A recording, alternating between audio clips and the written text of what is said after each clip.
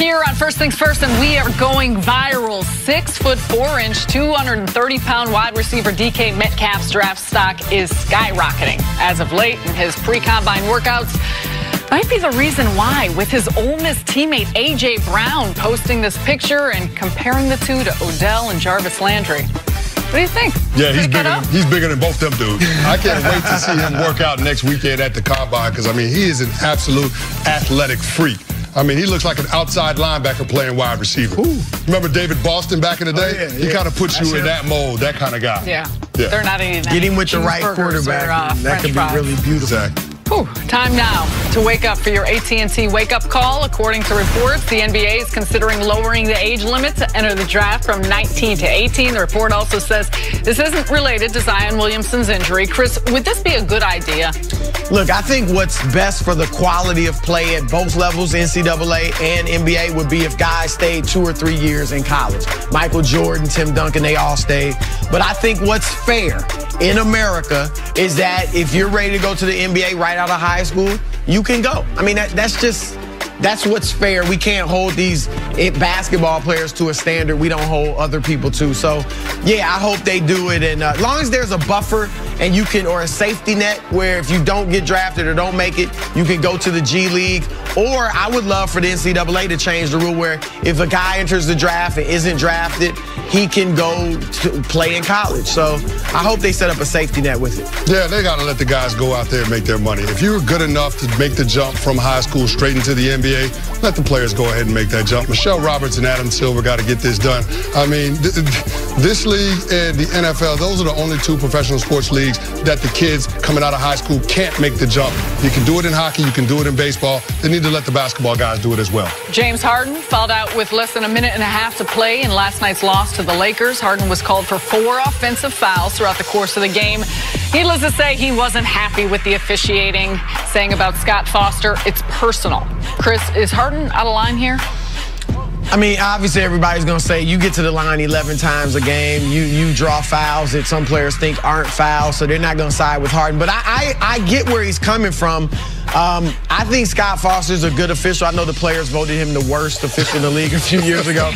But I do get where Harden's saying, look, I want to be able to have a conversation with the referee and talk with him. It can even lighten the mood if, you know, there can be some humor there. So I don't think referees should be opposed to that.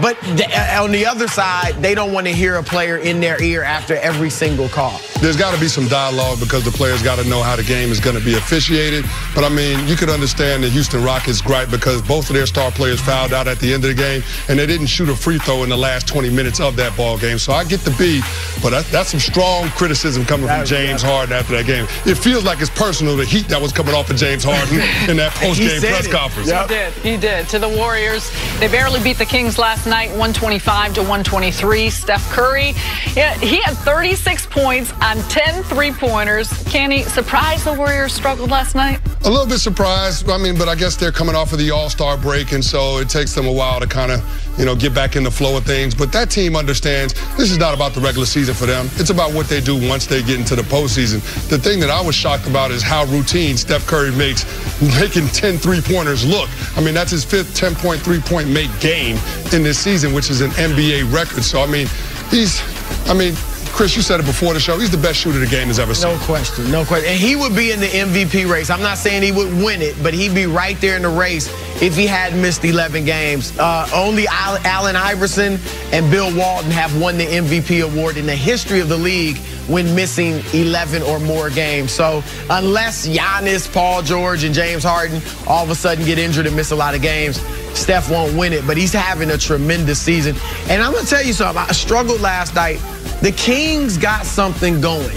They have a nice young core. They're legit. Yeah, they're going to be good in the future. That's why it wasn't so much the Warriors struggling. The Kings are. Right. And can't you remember, Chris didn't just say it last night. He was the first to say it. Oh, you were the first one on that train. I'm claiming that. I'm claiming that. Kyrie and the Celtics taking on Giannis and the Bucks last night. Less than 6 minutes to go, and Chris Middleton misses the shot. Outlet pass to Jason Tatum, and Giannis watch out, coming from behind, chase down block. He got it done on the defensive end. He also would finish the night with 30 points. Now, less than 2 to go. Celtics down 1. Kyrie, this is crazy. Ridiculous up and under. Game tied at 95 now. And then Middleton, once again, the go-ahead 3. So Kyrie has a chance to win it at the buzzer.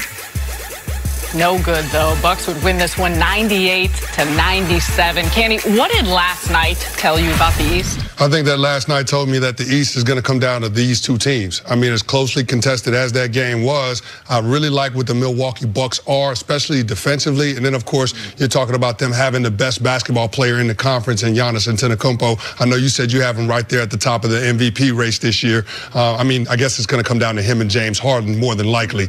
But, I mean, just the way that they commit to playing team defense. I mean, that's been a point of emphasis for their new head coach. And, of course, that team is able to make that jump from the bottom half of the Eastern Conference to the top because their best player has accepted the challenge of being one of those guys that has that intense presence on the defensive end of the court. But then you look at the Boston Celtics as well, and that's a team that's been trying to figure it out, having Kyrie Irving back and healthy this year, Gordon Hayward back. It's not enough touches on the offensive end in terms of being able to distribute and get it all to all your playmakers. But I think that once the Boston Celtics figure out how to play with one another, they'll be the team that the Milwaukee Bucks have to face at the end in the Eastern Conference. So I really think that one of these two teams is ultimately going to be the team representing the East in the NBA Finals. Think about what you said. Once Boston figures it out. They still haven't figured it out. We see the comments going back and forth, the young guys, Kyrie Irving, is he staying? Are the young guys happy with their roles? All of that is out there, and they still went into Milwaukee and almost beat the Bucks. The Bucks had the second best home record in the league. They almost beat them on their home floor. People looking at Boston's 5th seed and thinking, oh, this is a bad year. They're not what we thought they were. No, they're going to be there. They're going to be a tough out. I put Toronto on the level with these two teams, but I like what Masai Ujiri did and traded for Marc Gasol at the deadline, too. I think that was a good move. That's a nice move. So. Yeah. Boston, I would not be the least bit surprised if Boston wins the East. I'm picking Milwaukee with a little hesitation. I think any pick in this conference you're hesitant because they're all so close. But Boston is going to be right there. And then Milwaukee, you mentioned the defensive end. I mean, they're the only team in the league in the top 5 in both offensive and defensive efficiency. And what I like about them that you don't see with other teams, the ball finds the open man late in the game. Giannis is, for all that the other things he brings, he's the 3rd leading scorer in the league in the 4th quarter. But in the 4th quarter, they're not all Giannis all the time. They're not predictable. You saw Eric Bledsoe score a big bucket late on the drive to the basket. Chris Middleton hits the big 3-pointer with 32 seconds left. Other teams, we know it's going to Kyrie. We know it's going to Kawhi. We know it's going to LeBron. We know it's going to Harden or whatever. I like their equal opportunity feel at the end of the game, even though you do have a superstar, it makes them less predictable. I couldn't agree with that more. And I think you look at a team like Milwaukee, and I agree with your points on Boston, but what Mike Budenholzer has done and changed the complexion of how they play offensively, they're shooting so many more 3-point shots, and they haven't changed the team much. So the composition is the same. The core is the same. You've got Giannis, Chris Middleton, Eric Bledsoe, Malcolm Brogdon, who have been together for a long time. But I think the pickup of Brook Lopez and Ersan Ilyasova, of course, how many minutes is he going to play? Nikola Mirotic. You've got 3 bigs that you could play next to Giannis. So what does that do? That stretches out the floor. It opens up the floor. Giannis's biggest strength, of course, is getting to the basket, how he scores in the paint. He doesn't need to shoot from the outside because now they've got players that spread the floor, balance the floor. I think there's such a threat on the offensive end now. To your point, the balance, everyone on that team has the ability to hit big shots. I believe they have the confidence to do it. And then defensively, when you've got a lockdown defensive team that does so much with their length, their versatility, their multi-positional, I mean, really, you go down the look of their lineup and they can guard 1 through 5. They can switch. I'm really impressed with what they've done so far this season, and it's going to be fun. The tough part is these two may be seeing each other in the conference semifinals. If Boston ends up in the 4 seed. Yeah, well, either way, I think the Bucks realize they're going to have to deal with the Celtics at some point after how last night's game unfolded because, I mean, we were just a foul away from Kyrie Irving Irving going to the free throw line and putting 2 in and icing that game. But in terms of the Milwaukee Bucks and how they play, Sarah, you mentioned it. You talked about their offensive efficiency and how that's improved this season.